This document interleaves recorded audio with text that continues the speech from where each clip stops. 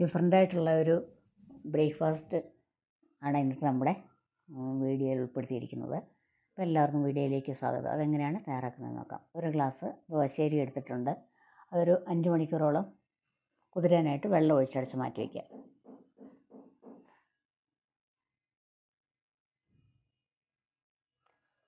അഞ്ച് മണിക്കൂർ കഴിഞ്ഞ് അരിയെല്ലാം നന്നായിട്ട് കുതിർന്ന് വന്നിട്ടുണ്ട്. നമുക്കിനി അതൊന്ന് അരച്ചെടുക്കണം. മിക്സിയുടെ ജാറിലേക്ക് ഇട്ട് കൊടുക്കുക.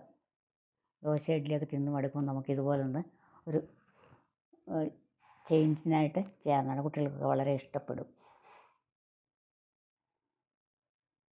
ഇത് പ്ലെയിനായിട്ട് ഉണ്ടാക്കാം, അല്ലാതെ നമുക്ക് വെജിറ്റബിൾസൊക്കെ ചേർത്ത് ഉണ്ടാക്കാവുന്നതാണ്. ഇതിൻ്റെ കൂടെ നല്ലൊരു ചട്നി തയ്യാറാക്കുന്നുണ്ട്, ഉള്ളിയും തക്കാളി. അപ്പം അരി ഇട്ടു. അതേ ഗ്ലാസ്സിൽ ഒരു ഗ്ലാസ് അരിക്ക് 1/2 ഗ്ലാസ് അവൽ ഞാനിന്ന് കുതിർത്ത് വെച്ചിട്ടുണ്ടായിരുന്നു 10 മിനിറ്റ്. അത് എല്ലാം കളഞ്ഞ് ക്ലീനാക്കി എടുത്തിട്ടുണ്ട്. നന്നായിട്ട് കുതിർന്ന് വന്നതിന് ശേഷം നമുക്ക് ജാറിലേക്ക് ഇട്ട് കൊടുക്കാം.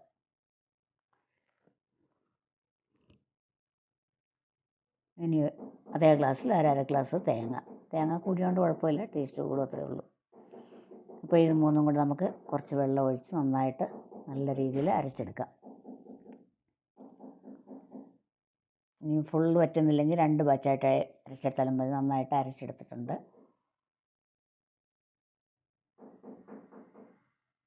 ഇതിനെ ഒരു ബൗളിലേക്ക് മാറ്റി വയ്ക്കുക. അപ്പോൾ ഉഴുന്ന് മേടിച്ചതില്ല എന്നൊക്കെയുള്ള സമയത്തൊക്കെ നമുക്കിതുപോലെ ഒരു ബ്രേക്ക്ഫാസ്റ്റൊക്കെ തയ്യാറാക്കാവുന്നതാണ്. കുറച്ച് മിക്സിയുടെ ജാറിൽ കുറച്ച് വെള്ളം കൂടെ ഒഴിച്ച് ഇതിലേക്ക് ഒഴിച്ചു കൊടുക്കുക.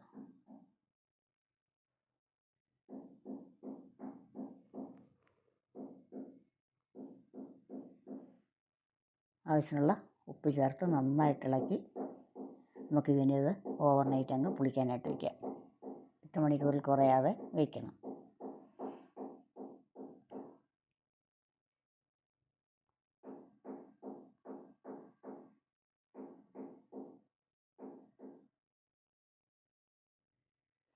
അടുത്ത ദിവസം രാവിലെയായി. നമുക്കിനി ഇതിനൊരു ചട്നി ഉണ്ടാക്കാം.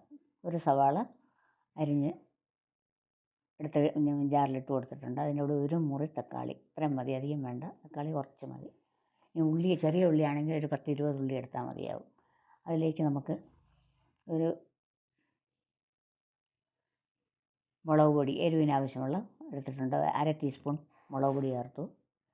ആവശ്യമുള്ള ഉപ്പ്, പുളി, ചെറിയൊരു കഷ്ണം പുളി ചേർത്തിട്ടുണ്ട്. കുറച്ച് വെള്ളം ഒഴിച്ച് നന്നായിട്ട് അരച്ചെടുക്കാം. ഈ പാകത്തിൽ നമ്മൾ അരച്ചെടുത്തു. ഇനി ഇത് കടുക് വറക്കാം. ഇതിനായിട്ടൊരു പാൻ വെച്ചിട്ടുണ്ട്. പാനിൽ എണ്ണ ഒഴിച്ച് ചൂടായി വരട്ടെ. വെളിച്ചെണ്ണ ഒഴിച്ച് കൊടുത്തിട്ടുണ്ട്.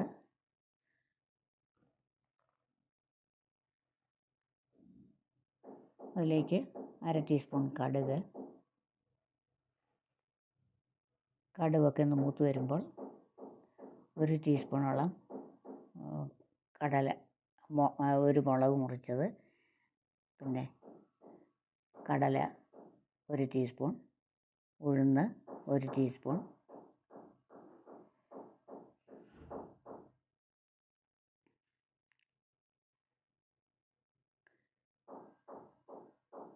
കറിവേപ്പില 1 തണ്ട്, ഇതെല്ലാം ചേർത്ത് നന്നായിട്ടൊന്ന് ഫ്രൈ ചെയ്തെടുക്കാം.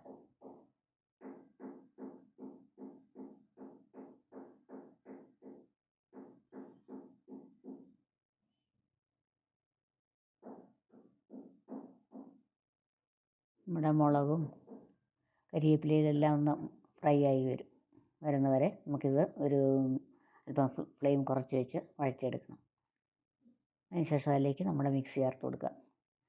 ഇനിയും ഒരു മീഡിയം ടു ലോ ഫ്ലെയിമിൽ വെച്ചിട്ട് നന്നായിട്ടൊന്ന് ആ പച്ചവാസന മാറുന്നവരെ ഒന്ന് വഴറ്റിയെടുക്കണം.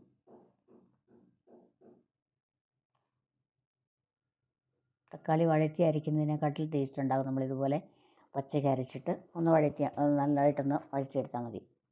അതിലെ ആ പച്ചവാസന മാറുന്നവരെ ഇളക്കിയെടുക്കണം. ആവശ്യമുള്ള ഉപ്പ് കുറവുണ്ടെങ്കിൽ ഉപ്പ് ചേർത്ത് കൊടുക്കുക.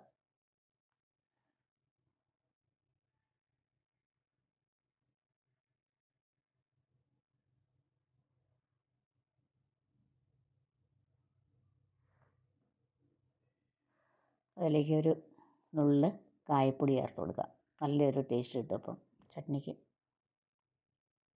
സാധാരണ എന്നും ഒരേ രീതിയിലുള്ളതെല്ലാം നമുക്ക് മടുപ്പിക്കുകയല്ലേ. അപ്പോൾ ഇങ്ങനെയൊക്കെ ഒന്ന് ചെയ്ത് നോക്കി നന്നായിരിക്കും. ഇതൊക്കെ ചെയ്ത് നോക്കിയിട്ട് നിങ്ങൾക്ക് ഇഷ്ടപ്പെട്ടുവെങ്കിൽ അതിൻ്റെ ഫീഡ്ബാക്കൊക്കെ അറിയിക്കണം. നിങ്ങൾ തയ്യാറുള്ളതാണെങ്കിൽ അതൊക്കെ ഒന്ന് കമൻറ്റ് ബോക്സിലിടണം. അപ്പം നമ്മുടെ തക്കാളി ചട്നി ഇതുപോലെ തയ്യാറാക്കാം.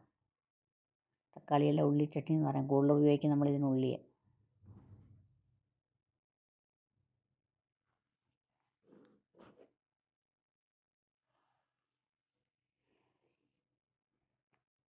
ഇനി നമുക്ക് അരച്ച് വെച്ചിരിക്കുന്ന മാവ് ഇളക്കി നോക്കാം.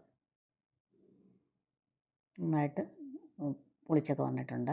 ഇതുപോലെ ഒരുപാട് വെള്ളമാകരുത്. നമ്മുടെ ഇഡ്ഡലി മാവിൻ്റെ പാകത്തിൽ വേണം നമ്മളെപ്പോഴും ഇത് തയ്യാറാക്കാനായിട്ട്. ഇനി നമുക്ക് ഇത് അപ്പച്ചട്ടിക്കകത്താണ് നമ്മളിത് ഒഴിച്ചു കൊടുക്കുന്നത്. കാരയപ്പം നമ്മൾ പഡ്ഡു എന്നൊക്കെ പറയത്തില്ല, അതാണ് പറയണേ. പഡ്ഡു എന്ന് പറയും, പണിയാരം എന്നൊക്കെയാണ് ഇതിന് സാധാരണ പറയുന്ന പേര്. ഇപ്പോൾ കുറേശ്ശെ പാത്രം ചൂടാക്കി വരുമ്പോൾ അതിലേക്ക് കുറേശ്ശെ വെളിച്ചെണ്ണ ഒഴിച്ച് കൊടുത്തിട്ടുണ്ട്. അതിനുശേഷം മാവ് ഒഴിച്ച് കൊടുക്കുക. നല്ല വെളുത്ത് തൊടുത്ത് നമുക്ക് ബ്രേക്ക്ഫാസ്റ്റ് ഇതുപോലെ തയ്യാറാക്കാം.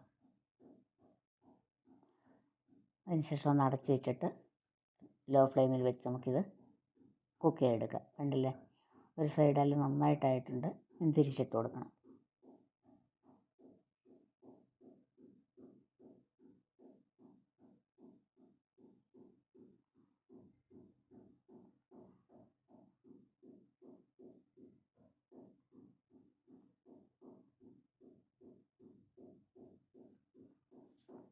ലഞ്ച് ബോക്സിലൊക്കെ കുട്ടികൾക്ക് കൊടുത്തയക്കാൻ കൊള്ളാം. ബ്രേക്ക്ഫാസ്റ്റ് അല്ലേ, അങ്ങനെ ഇതിൻ്റെ കൂടെ ചട്നി ഉണ്ടെങ്കിൽ നല്ലതല്ലേ. 4 മണിക്ക് വരുമ്പോൾ തയ്യാറാക്കി വയ്ക്കാനൊക്കെ നല്ലതാണ്.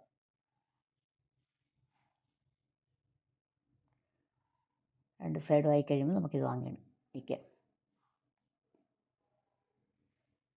ഹൈ ഫ്ലെയിമിൽ വെക്കരുത്, നമ്മൾ ഫ്ലെയിം അഡ്ജസ്റ്റ് ചെയ്ത് വേണം ഇത് ഉണ്ടാക്കാനായിട്ട്. അത്രയേ ഉള്ളൂ. തയ്യാറായിട്ടുണ്ട്, നമുക്കത് മാറ്റി വെക്കാം.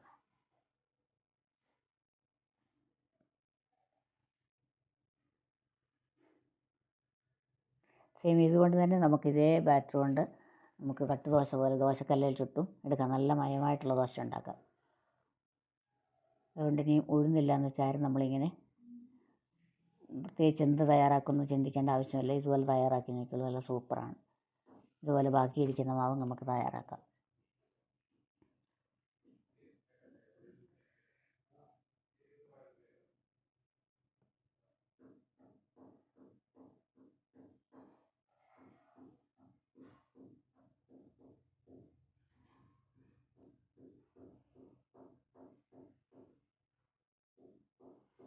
നമ്മുടെ വളരെ ടേസ്റ്റി ആയിട്ടുള്ള കാരത്തപ്പം റെഡി ആയിട്ടുണ്ട്. കണ്ടില്ല, നല്ല സോഫ്റ്റാണ്. അതുപോലെ നമുക്കിത് ചപ്പാത്തിക്കും ഇഡ്ഡലിക്കും ദോശയ്ക്കും ഒക്കെ ഉപയോഗിക്കാവുന്ന ഒരു ചട്നിയുമാണത്. എനിക്ക് നിങ്ങൾക്ക് ഇഷ്ടപ്പെട്ടെങ്കിൽ വീഡിയോ ലൈക്ക് ചെയ്യാനും ഷെയർ ചെയ്യാനും സബ്സ്ക്രൈബ് ചെയ്യാനും